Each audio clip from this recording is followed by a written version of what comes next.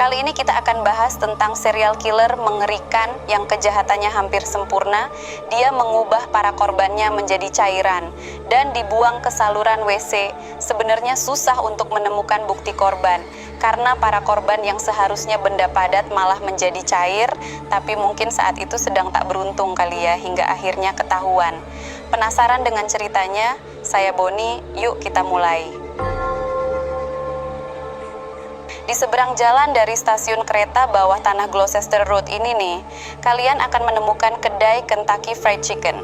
Namun sebelum ini menjadi kedai makanan KFC, tempat ini adalah tempat kerja John George Haigh, seorang penipu sekaligus serial killer yang sangat mengerikan.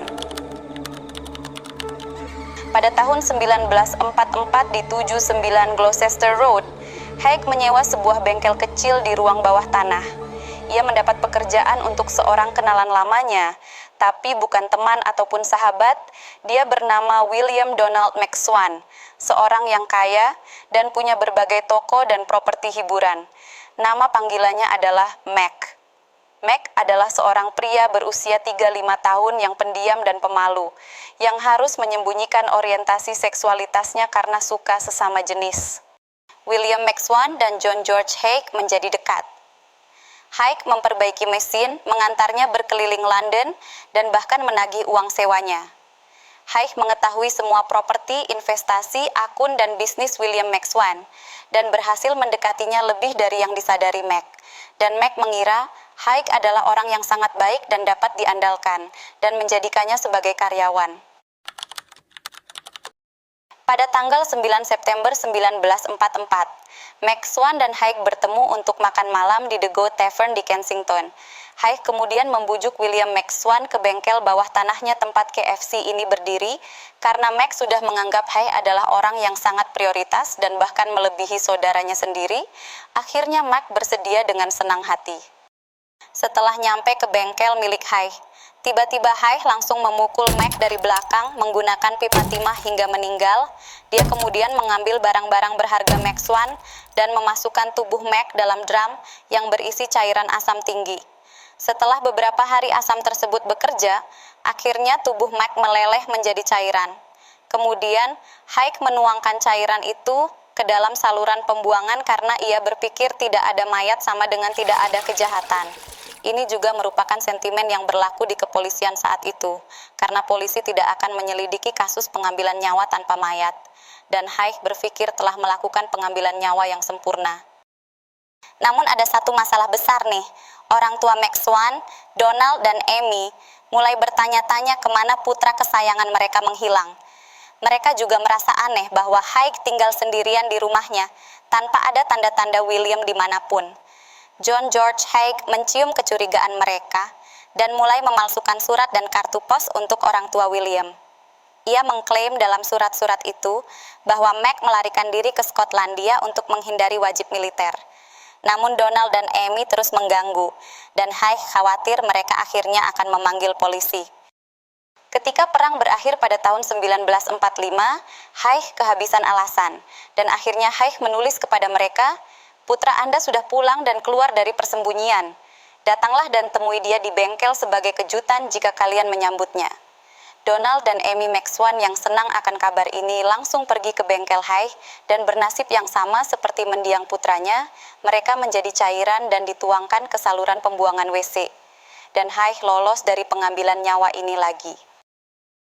Ia memalsukan dokumen untuk mewarisi beberapa properti mereka, menjualnya, dan mewarisi sekitar 80.000 pound sterling, atau jika saat ini mendekati 3,5 juta pound sterling saat ini, jika dirupiahkan sekitar 7,3 miliar rupiah. Selama beberapa tahun berikutnya mulai tahun 44 sampai 48, John Haigh hidup dari uang warisan yang dicurinya dari keluarga McSwan. Namun, ia adalah seorang penjudi berat, dan uangnya cepat habis. Jadi, ia kembali mencari korban lagi. John Haigh bertemu Dr. Archibald Henderson dan istrinya Rosalie ketika mereka mengiklankan properti menarik untuk dijual di 22 Ladbroke Square di Notting Hill. John Haigh datang, berpura-pura tertarik membeli properti itu dan berteman dengan pasangan itu. Tapi karena Haig ini tak kunjung membayar properti itu, akhirnya mereka menjualnya kepada orang lain yang benar-benar punya uang ini. Keputusan yang baik sih, tapi hasilnya nggak baik. Karena keputusan ini membuat Haig semakin dekat dengan mereka karena Haig tahu pasti mereka punya banyak uang hasil jual properti. Keluarga Henderson kemudian pindah ke selatan ke 16 Dawes Road di Fulham. Mereka tinggal di atas dan mengelola sebuah toko bernama Dolls Hospital di lantai dasar. Toko itu populer, dengan orang-orang dari seluruh penjuru membawa boneka mereka untuk diperbaiki. Haig entah bagaimana bersikap menawan bagi keluarga Henderson. Haig narsis dan selalu bisa mengambil hati keluarga itu dan bahkan berhasil menyelinap masuk ke dalam kehidupan mereka saat mereka tinggal bersama di Fulham, dan keluarga itu tanpa sadar memelihara monster jahat di dalam rumahnya. Sebenarnya, keluarga Henderson tidak begitu menyenangkan banget. Archie adalah seorang peminum dan penggali emas, dan menurut semua catatan seorang dokter, istri pertamanya meninggal secara misterius. Kemudian dia menikahi gundiknya, Rosie, yang dibius dengan pil tidur dan minuman terlarang hampir sepanjang waktu. Tapi Haig betah di sana. Dengan menghabiskan waktu di flat mereka di Fulham, Haig berhasil mencuri pistol dan masker gas, mungkin sisa dari perang. Pada bulan Februari 48, Haig entah bagaimana meyakinkan Dr. Henderson untuk ikut dengannya ke Crawley, pinggiran kota 30 mil di luar London, tempat ia mendirikan bengkel baru. Dia meledakkan Henderson dengan revolver curian, mengenakan masker gas curian, dan memasukkan mayatnya ke dalam tong berisi asam. Namun, tidak ada saluran pembuangan di bengkel yang baru ini untuk membuang cairan jasad itu, dan akhirnya terbuanglah ke belakang. Jadi, pembuangannya adalah halaman belakang bengkel itu sendiri, bukan septic tank.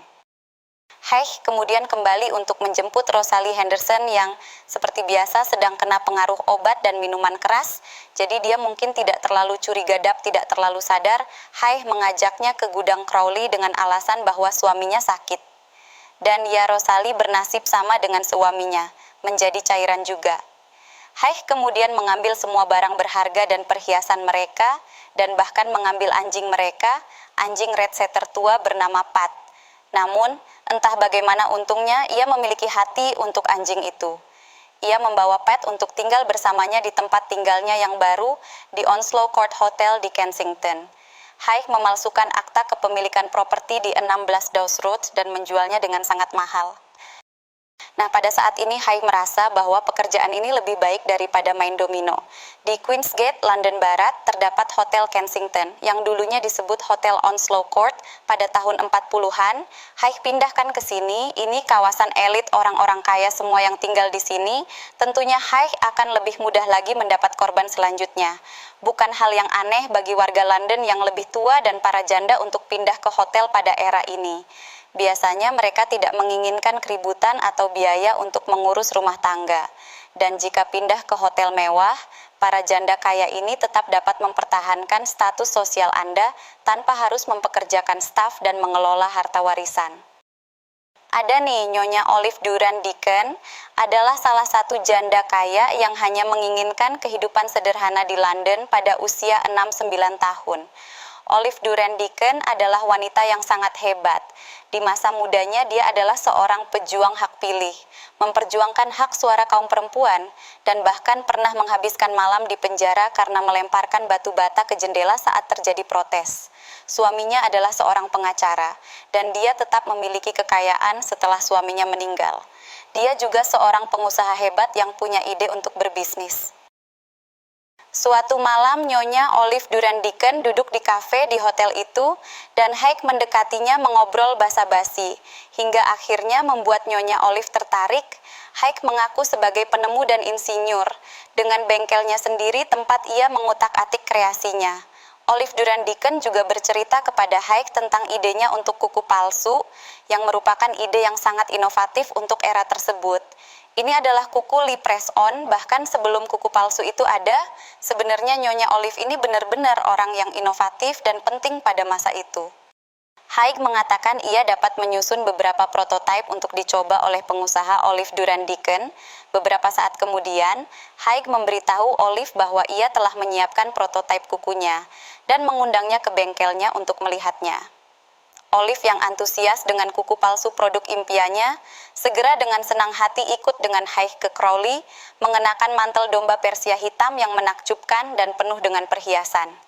Dan setelah nyampe di bengkel milik Haig, Nyonya ditembak di bagian belakang leher dan tubuhnya dilarutkan dalam asam hingga menjadi cairan. Kembali di Onslow Court Hotel, sekarang bernama The Kensington Hotel, teman Olive, Duran Deacon, Constance Lane, melaporkan bahwa Olive hilang. Dan Haig juga ikut mencari. Malah dialah yang mengantar Constance Lane, teman Nyonya Olive, ke kantor polisi untuk membuat laporan. Namun, saat itu Haig sangat narsis berlebihan, mungkin akan menjadikan Constance Lane sebagai korban berikutnya. Di kantor polisi, Sersan Alexandra Lambourne, seorang sersan polisi wanita pada tahun 48, mulai curiga pada Haig dan betapa anehnya, ringan hatinya tentang hilangnya Olive Duran Deacon. Polisi mulai menyelidikinya dan menemukan tanda terima penjualan perhiasan Olive ke Pegadaian dan tanda terima dry cleaning untuk mantel bulunya. Polisi langsung berpikir, kenapa dia mau membayar untuk membersihkan mantelnya? Apakah karena mantelnya berlumuran darah? Sepertinya dia tahu banyak tentang kasus ini. Polisi juga menemukan alamat bengkelnya di Crowley, tempat kotak Pandora. Para penyelidik yang datang ke bengkel pada saat itu hanya untuk meminta keterangan lebih lanjut tentang Nyonya Olive. Tapi nggak ketemu sama Haig. Haig sedang tidak ada di bengkel saat itu. Karena saat itu sedang nggak ada orang, beberapa polisi iseng nih mengitari bengkel sambil lihat pemandangan, namun saat berada di belakang bengkel, polisi curiga dengan cairan aneh disertai bagian tubuh yang belum sepenuhnya larut. Mereka meneliti apa sebenarnya gumpalan mirip daging dan tulang ini. Polisi menemukan gigi palsu dan beberapa tulang serta bagian tubuh rusak di sana. Penemuan ini membuat polisi merinding. Oke, saya tidak bisa menceritakan detail, apalagi menampilkan foto-fotonya yang sangat mengerikan di sini. Tapi kalian dapat bayangkan jenis-jenis barang yang tidak akan larut dalam asam. Karena bengkel itu tidak memiliki saluran pembuangan, dan Haig dengan santai menuangkan tong-tong cairan itu di belakang rumah. Di dalam bengkel, polisi juga menemukan beberapa barang milik Nyonya Olive dan barang dari korban lainnya. Singkat cerita, Haig akhirnya ditangkap. Hakim pengadilan hanya butuh 17 menit untuk memutuskan sidang. Segera setelah Haig mengaku kejahatannya, hakim langsung menghukumnya atas pengambilan nyawa 6 korban. Haig dijatuhi hukuman mati di tiang gantungan di penjara Wandsworth pada 10 Agustus 49. Dan pada saat itu, bumi telah kehilangan satu monster yang sangat mengerikan. Hikmah yang dapat kita ambil dari kejadian ini adalah jangan terlalu baik, karena itu akan dimanfaatkan dengan akhir yang tak baik. Jika kalian suka pada pembahasan video kali ini, jangan lupa like, komen, dan share ke teman-teman kalian yang sekiranya suka sama cerita horor berdasarkan kisah nyata. Jangan lupa juga subscribe, dan saya akan membawakan kisah menarik setiap harinya. Saya Boni, sampai jumpa besok sore.